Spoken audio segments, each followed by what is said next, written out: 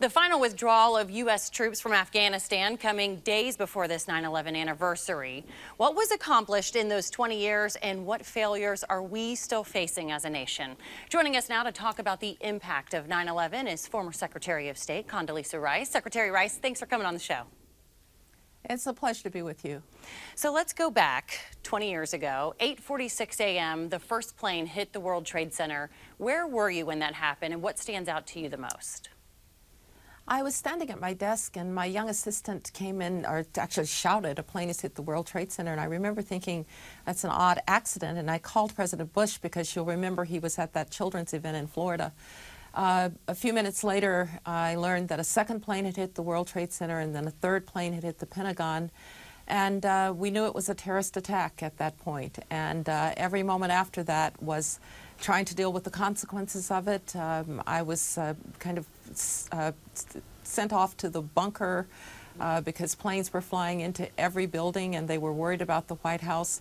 And the most vivid memory is the vice president on the phone with President Bush saying that the Air Force wanted the authority to shoot down any plane that was not responding properly, and recognizing that we might be shooting down civilian aircraft because every plane had become a missile.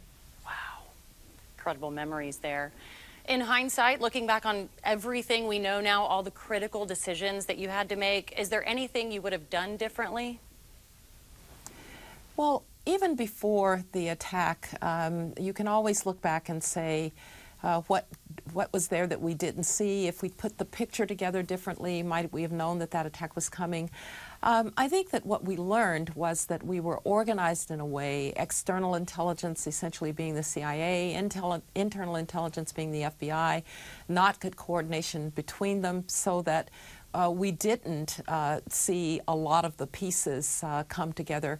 I think we learned that we needed to fix that, and we haven't fixed it forever and ever, but we certainly have better coordination between the CIA and the FBI than we've ever had in the past. I have no doubt that we had no option but to try and clear Afghanistan of the nest that was al-Qaeda, to degrade their capabilities to plot and plan and train there. It's a different matter if terrorists are on the run than if they actually are occupying territory and can use it in the way that that highly sophisticated, highly developed organization that did 9/11 that they did. And so I believe we did the right thing there. I'm sure as we look back, there will be ways to think about whether we could have accelerated the building of Afghanistan with different structures there, perhaps more decentralization. But it was always going to be hard in Afghanistan. And the one thing that I do believe is we might have had the wrong narrative about Afghanistan. President Bush tried to tell the country on September 20th in his address to the Congress that this war was going to be a long one, that it was not going to end. And maybe the right analogy historically was Korea, where technically we're still at war. We never won, but we fought to a stalemate. We've made the Korean Peninsula stable. South Korea has become a democracy, but didn't do so quickly. And we still have 28,500 American forces in Korea helping to keep the peace. I think that's the analogy that perhaps we didn't quite get across about Afghanistan. Going back to a point you made earlier about communications that could have been improved, do you think that 9/11 could have been prevented? I don't know if it could have been prevented, but in looking back, there are some things that if our intelligence agencies had known, we might have known that something was amiss in the country. So, for instance, the FBI at some level knew that Moussaoui was taking flight lessons and only wanted to learn to fly one way. The CIA knew that he was a terrorist. No one put those stories together. We know that on September 8th, Hamzi al-Mitar, one of the hijackers, made a telephone call from San Diego to Afghanistan Because we didn't track phone calls that originated in the United States across borders, we probably missed that he was in San Diego. He was a wanted man. That might have stirred alarm bells. But it was hard to imagine, and I don't fault anybody for not imagining that they were actually going to use civilian aircraft, plunge them into the World Trade Center and into the Pentagon, and that was going to be their choice of weapon. Horrific to think back on that terrible day. Well, that brings us to today. You helped launch the war on terror with several goals in mind. In a recent op-ed, I have the article here, it was interesting, this article you wrote. You said, as to nation building, we did hope to leave Afghanistan a better place than we found it, more democratic and more stable. Today, it seems we're so far off from that. Where do you think we went wrong, and how do we fix it? Well, I am not sure that we, quote, went wrong. I think we lost patience. And those are two different things.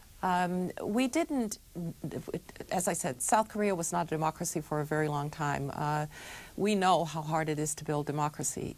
At a stable Afghanistan, at least one, that the Taliban would not have been an existential threat to take Kabul. We had a chance to leave a small American presence there, to keep training the Afghan armed forces, to keep the intelligence assets there so that we could both keep an eye on the Taliban and run operations out of there to degrade them. We had a chance, really, to keep an air base in Afghanistan.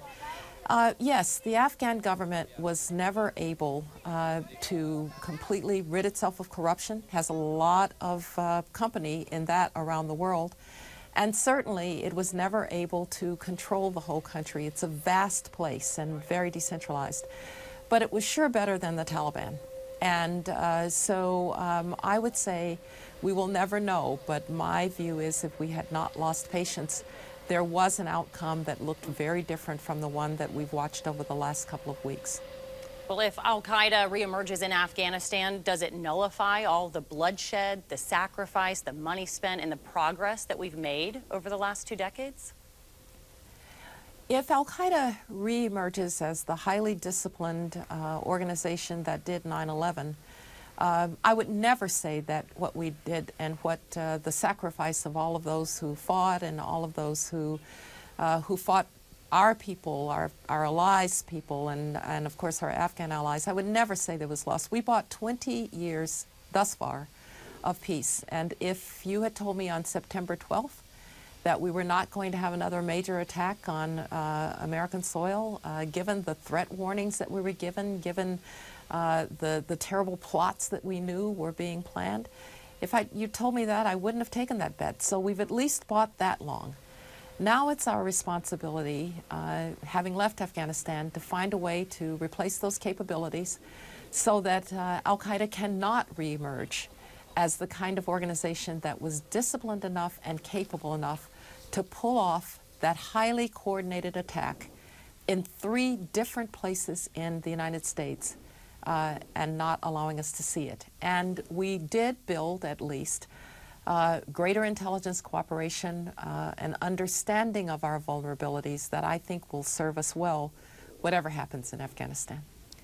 The title of this op-ed that you wrote for the Wall Street Journal says, "We are more secure than we were on 9/11. Well, with the terrorism threat escalating in recent days, do you think we should be concerned about another 9/11 style attack? My own sense is that we are, that there isn't another 9/11 style attack of that sophistication and that reach that is imminent. I'm not inside, so perhaps people who are would tell you differently. But we're going to have to deal with the fact that there will be more terrorism. We're going to have to deal with the fact that the Taliban, now in power, has territory from which to support terrorists that they didn't have for 20 years. One of the things that's perhaps not always understood is that when you have weak states, particularly weak states that have governments that will not fight terrorists, in fact even abet terrorists, that's when you're in danger. And that's why we have anti-terrorist, counter-terrorist operations in places as far away as East Africa. is trying to go into those places that might be hotbeds for terrorists and to make sure that the terrorists can't operate. That's a daily problem. That's a grind every day. You don't finish the job and leave. And so I hope that we will think about Afghanistan as a place that while we have no presence, the war isn't over, and we're going to have to find a way to deal even with the territory of Afghanistan. Well, if you were in President Biden's administration today, what advice would you have for him moving forward? What should our next steps be here? The first step is, of course, to get those Americans and Afghans out who want to leave. Because even if the Taliban behaves itself for a little while, it's in their DNA to be brutal, to be draconian, and sooner or later they will decide that they're going to hold somebody that we care about hostage. And so it's an urgency to get people out. Secondly, to do whatever we can to impress upon the Taliban through whatever means we have that returning to the kind of draconian rule that they once carried out is unacceptable. And I think that there are going to be Afghans who are going to try to either moderate them or to fight them. And we ought to think about how we can support those who want to influence the Taliban from the inside. And finally, we've got to think about American credibility. Credibility is not divisible. People just watched us in a humiliating way leave a place that for 20 years we had spent blood and treasure, a place that was the territory from which the United States was brutally attacked. And they watched us leave, and they watched us lose our will and our patience.